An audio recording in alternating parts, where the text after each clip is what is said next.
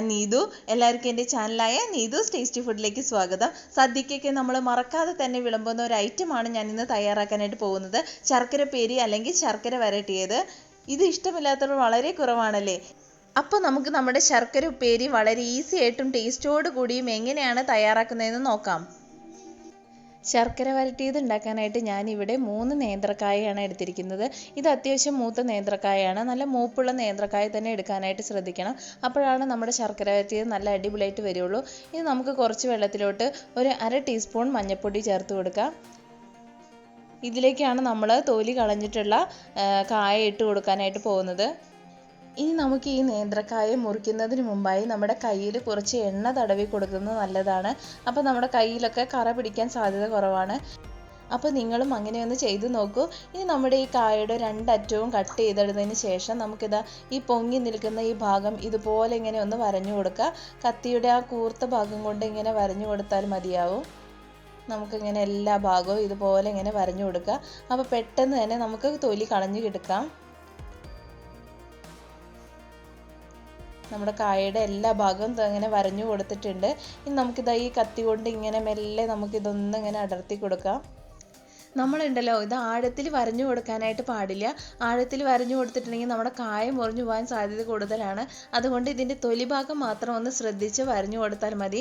അപ്പോൾ നമുക്ക് പെട്ടെന്ന് തന്നെ കണ്ടില്ലേ, ഇതുപോലെ നമുക്ക് പെട്ടെന്ന് തന്നെ ഇത് വിട്ട് കിട്ടും. ഇനി നമുക്ക് എല്ലാ കായയും ഇതുപോലെ തന്നെ ചെയ്ത് തൊലി കളഞ്ഞെടുക്കാം.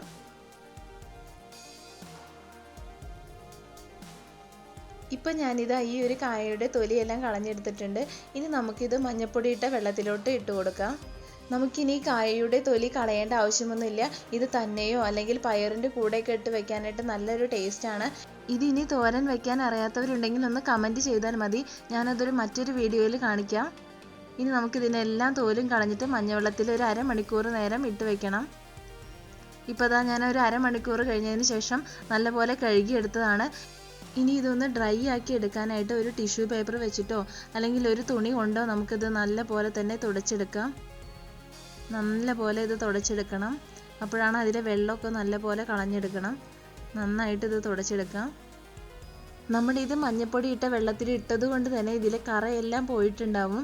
ഇനി നമുക്കിത് നല്ല പോലെ തന്നെ തുടച്ചെടുക്കാം.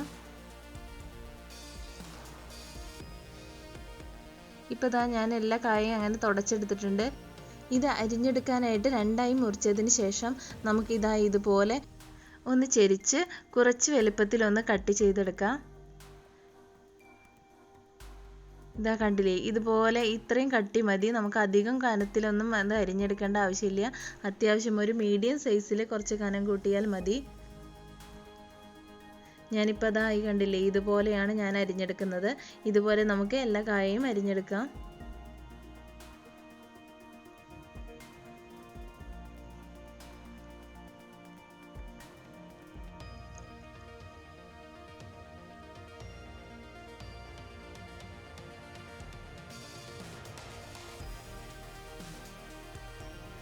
അങ്ങനെ നമ്മുടെ എല്ലാ കായയും ഞാൻ അരിഞ്ഞെടുത്തിട്ടുണ്ട്.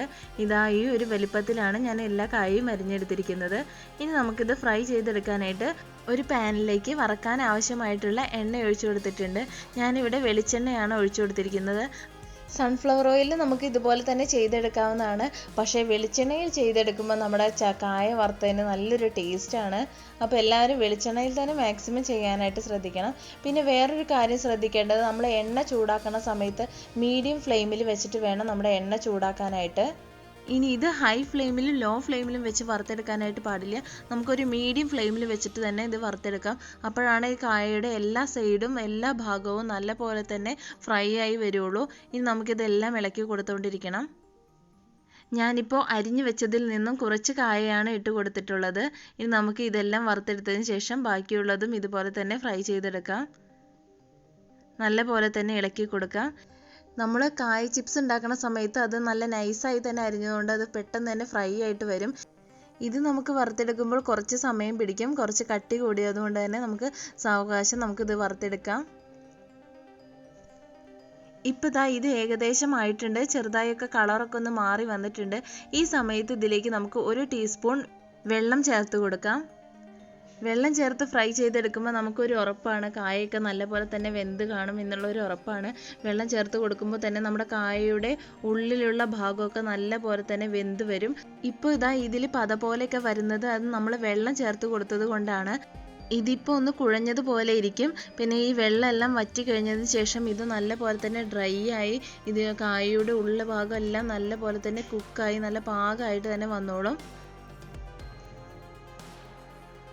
ഇതപ്പോൾ ഇനി നമുക്കൊന്ന് ഇളക്കി കൊടുക്കാം. ഇനി ഇത് നല്ല പോലെ തന്നെ ഫ്രൈ ആക്കി എടുക്കണം. ശർക്കര വരട്ടിയതൊക്കെ ഉണ്ടാക്കുമ്പോൾ നമ്മുടെ കായയൊക്കെ നല്ല പോലെ തന്നെ ഫ്രൈ ആയിട്ട് വരണം.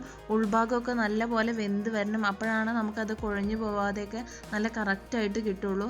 അതുകൊണ്ട് നമുക്ക് കുറച്ച് നേരം സമയമെടുത്ത് നല്ല പോലെ തന്നെ ഫ്രൈ ചെയ്തെടുക്കാം. നല്ല പോലെ ഇളക്കി കൊടുക്കണം.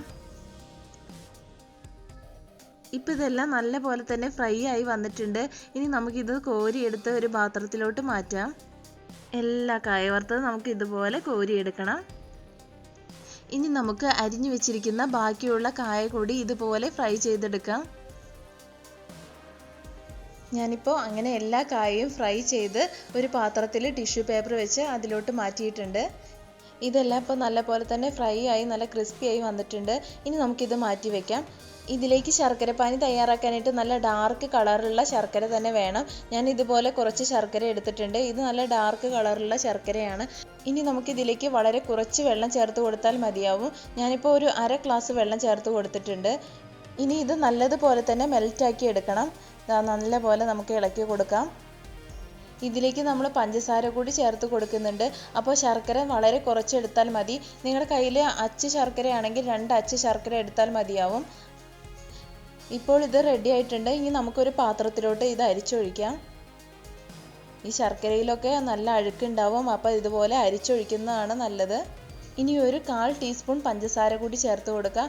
അപ്പം നമ്മുടെ ശർക്കര വരട്ടിയതിന് നല്ലൊരു കളറ് കിട്ടും. ഇനി നമ്മുടെ ശർക്കര പാനിയൊക്കെ 1 സ്ട്രിങ് കൺസിസ്റ്റൻസി ആവുന്നത് വരെ വെയിറ്റ് ചെയ്യണം. നമുക്കിത് നല്ലതുപോലെ തന്നെ ഇളക്കി കൊടുക്കാം. ഇപ്പോൾ ഇതാ നമ്മുടെ ഇതിലെ വെള്ളമൊക്കെ വറ്റി ശർക്കര പാനിയൊക്കെ ഒന്ന് ഏകദേശം പാകമായി വന്നിട്ടുണ്ട്. ഇനി നമുക്കിതൊന്ന് ഈ തവയിലൊന്ന് തൊട്ട് നോക്കാം. ഇതാ കണ്ടില്ലേ, ഇപ്പോൾ ഇതുപോലെ ഇങ്ങനെ ഒരു നൂൽ പരുവം, ഇതാണ് ഒരു നൂൽ പരുവം. 1 സ്ട്രിങ് കൺസിസ്റ്റൻസി എന്ന് പറയുന്നത്. ഇതുപോലെ ആയി കഴിഞ്ഞിട്ടുണ്ടെങ്കിൽ നമുക്ക് ഇതിലേക്ക് ഇനി നേരത്തെ വറുത്ത് വെച്ചിരിക്കുന്ന കായ ചേർത്ത് കൊടുക്കാം. ഇനി ഇതൊന്ന് ഇളക്കി കൊടുത്തതിന് ശേഷം ഇതിലേക്ക് വേണ്ട പൊടികളായിട്ട് ഞാനിവിടെ 1 ടേബിൾ സ്പൂൺ ചുക്കുപൊടി, 1/4 ടീസ്പൂൺ പഞ്ചസാരയും ഏലക്കയും കൂടി പൊടിച്ചതാണ്, അതൊരു 1/4 ടീസ്പൂൺ ചേർത്ത് കൊടുക്കുന്നുണ്ട്. ഇനി നമുക്ക് ഇതിലേക്ക് 1 ടേബിൾ സ്പൂൺ നല്ല ജീരകത്തിൻ്റെ പൊടി കൂടി ചേർത്ത് കൊടുത്ത് നല്ലപോലെ മിക്സ് ചെയ്തെടുക്കുക. കുറച്ച് പഞ്ചസാര പൊടിച്ചതും അരിപ്പൊടി കൂടി നമുക്ക് എടുത്ത് വെക്കണം. അത് നമുക്ക് ഇതിലേക്ക് ചേർത്ത് കൊടുക്കാനുള്ളതാണ്. ഞാനിപ്പോൾ ഇതിൽ നിന്ന് 1 ടേബിൾ സ്പൂൺ മിക്സ് ചെയ്ത പൊടി ചേർത്ത് കൊടുത്തിട്ടുണ്ട്. ഇനി നമുക്ക് 1 ടീസ്പൂൺ പഞ്ചസാര പൊടിച്ചത് കൂടി ചേർത്ത് കൊടുക്കാം. ഈ സമയത്തൊക്കെ നമ്മൾ ലോ ഫ്ലെയിമിലാക്കി വയ്ക്കാൻ മറക്കരുത്. ഇതിലധികവും ചുക്കുപൊടിയുടെയും ജീരകപ്പൊടിയുടെയും ടേസ്റ്റാണ് മുന്നിട്ട് നിൽക്കുന്നത്. ഇനിയിപ്പോൾ ഇതിലേക്ക് 1 ടീസ്പൂൺ പൊടി കൂടി ചേർത്ത് കൊടുക്കാം. എന്നിട്ട് നമുക്ക് നല്ലപോലെ തന്നെ ഇളക്കി കൊടുക്കണം. നിങ്ങളുടെ ഇഷ്ടത്തിനനുസരിച്ച് പൊടികളിലൊക്കെ മാറ്റം വരുത്താവുന്നതാണ്. ഇപ്പോൾ ചുക്കുപൊടിയുടെയൊക്കെ ഫ്ലേവർ കൂടുതൽ വേണമെന്നുള്ളവർക്ക് ചുക്കുപൊടിയൊക്കെ കൂടുതൽ ചേർത്ത് കൊടുക്കാവുന്നതാണ്. സാധാരണ നമ്മുടെ ശർക്കര വരട്ടിയതിന് ഏലക്കാപ്പൊടിയുടെ ഒരു ഫ്ലേവർ കുറവായിരിക്കും. ചുക്കുപൊടിയുടെയും ജീരകത്തിൻ്റെയൊക്കെ ഒരു നല്ലൊരു സ്മെല്ലാണ് ഉണ്ടാവുക. ഇനി നമുക്കിത് ഡ്രൈ ആയി വരുന്നവരെ പൊടികളൊക്കെ ചേർത്ത് കൊണ്ടിരിക്കാം. ഞാനിപ്പോൾ 1 ടീസ്പൂൺ പഞ്ചസാര പൊടിച്ചത് കൂടി ചേർത്ത് കൊടുക്കുന്നുണ്ട്. ഇപ്പം തന്നെ നല്ലൊരു മണമായിട്ടുണ്ട്. നല്ല ചുക്കുപൊടിയുടെയും ജീരകപ്പൊടിയുടെയും ഏലക്കപ്പൊടിയുടെയൊക്കെ നല്ലൊരു ഫ്ലേവർ തന്നെ ആയിട്ടുണ്ട്. ഇനി ഞാൻ ഇതിലേക്ക് 1 ടീസ്പൂൺ, വളരെ കുറച്ച് മതി കേട്ടോ, 1 ടീസ്പൂൺ അരിപ്പൊടി ചേർത്ത് കൊടുക്കുക. ഇടിയപ്പത്തിനും അപ്പത്തിനൊക്കെ ഉപയോഗിക്കുന്ന നല്ല നൈസായിട്ടുള്ള അരിപ്പൊടിയാണ് ചേർത്ത് കൊടുക്കേണ്ടത്. ഇനി നമുക്കിത് നല്ല പോലെ തന്നെ ഒന്ന് മിക്സ് ചെയ്തെടുക്കണം. ഇപ്പോൾ ഇതാ കണ്ടില്ലേ, ഇതിപ്പോൾ ഒട്ടിപ്പിടിക്കാതെ തന്നെ നല്ല ഡ്രൈ ആയി തന്നെ വന്നിട്ടുണ്ട്. നമുക്കിതെല്ലാം കൂടി നല്ല പോലെ തന്നെ മിക്സ് ചെയ്തെടുക്കണം. ശർക്കരപ്പേരിയൊക്കെ ഉണ്ടാക്കുമ്പോൾ നമ്മൾ ഏറ്റവും കൂടുതൽ ശ്രദ്ധിക്കേണ്ടത് നമ്മുടെ കായ നല്ല പോലെ തന്നെ ഫ്രൈ ആക്കി എടുക്കണം. അതുപോലെ തന്നെ നല്ല മൂത്ത കായ തന്നെ എടുത്താലാണ് നമ്മുടെ ശർക്കരപ്പേരി നല്ല അടിപൊളിയായിട്ട് നല്ല ക്രിസ്പി ആയിട്ട് കിട്ടുള്ളൂ. ഇതൊക്കെ നമുക്ക് വീട്ടിൽ തന്നെ വളരെ എളുപ്പത്തിൽ തയ്യാറാക്കാൻ പറ്റുന്നതാണ്.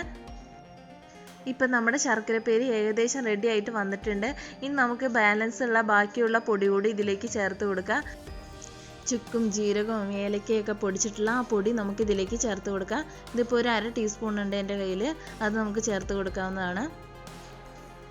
ഇനി നമുക്കിത് നല്ല പോലെ തന്നെ മിക്സ് ചെയ്തെടുക്കണം. നമ്മുടെ ചുക്കുപൊടിയും ഏലക്കപ്പൊടിയും ജീരകപ്പൊടിയൊക്കെ എല്ലാ കായയിലും ആവത്തക്ക രീതിയിൽ നമുക്ക് നല്ല പോലെ തന്നെ മിക്സ് ചെയ്തെടുക്കണം.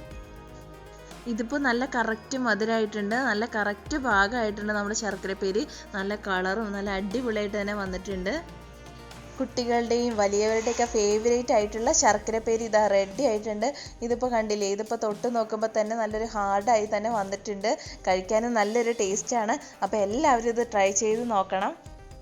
വീഡിയോ കണ്ട എല്ലാവർക്കും ഒരുപാട് നന്ദി. വീഡിയോ ഇഷ്ടപ്പെട്ടിട്ടുണ്ടെങ്കിൽ ലൈക്ക് ചെയ്യാനും ചാനൽ ഇതുവരെ സബ്സ്ക്രൈബ് ചെയ്യാത്തിട്ടുണ്ടെങ്കിൽ സബ്സ്ക്രൈബ് ചെയ്യാനും ഷെയർ ചെയ്യാനും മറക്കരുത് കൂട്ടുകാരെ. അടുത്ത വീഡിയോ ആയിട്ട് വീണ്ടും കാണാം. Thanks for watching.